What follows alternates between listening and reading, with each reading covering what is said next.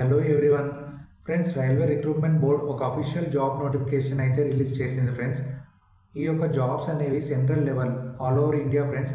ఇక్కడ notification number 03/2025 ఇచ్చారు చూడండి.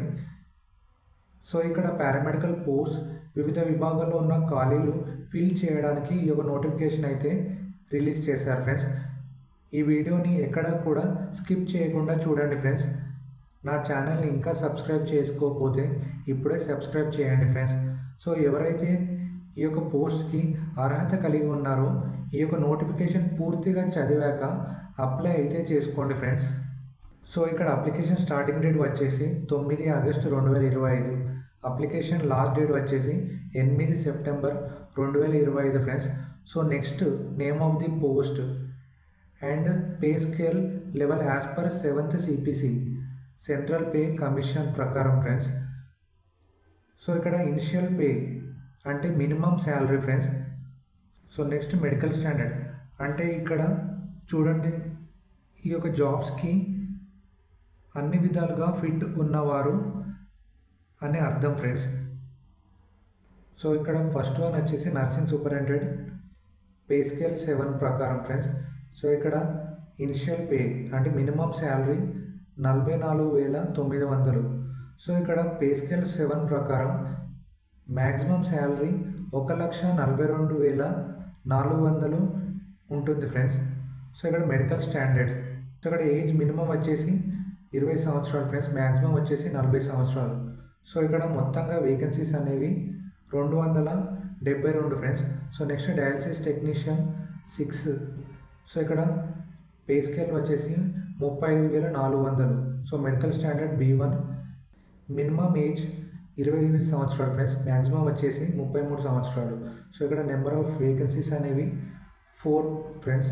So next health and malaria inspector grade 2 pay scale 6. So ఇక్కడ శాలరీ వచ్చేసి 35,400. సో ఇక్కడ మెడికల్ స్టాండర్డ్ C1. సో ఇక్కడ ఏజ్ మినిమం వచ్చేసి 18 సంవత్సరాలు ఫ్రెండ్స్, మ్యాక్సిమం వచ్చేసి 33 సంవత్సరాలు. సో ఇక్కడ టోటల్ వేకెన్సీస్ అనేవి 33. So next pharmacist entry grade.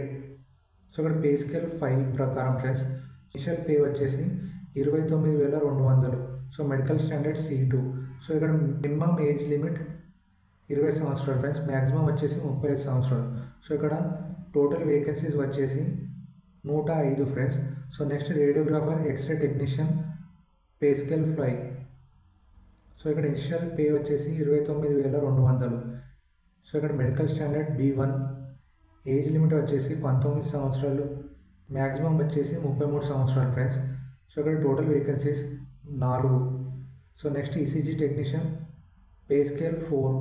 So ఇక్కడ శాలరీ మినిమం వచ్చేసి 25,500. Medical standard C1. Minimum age limit 18 సంవత్సరాలు, మ్యాక్సిమం వచ్చేసి 33 సంవత్సరాలు.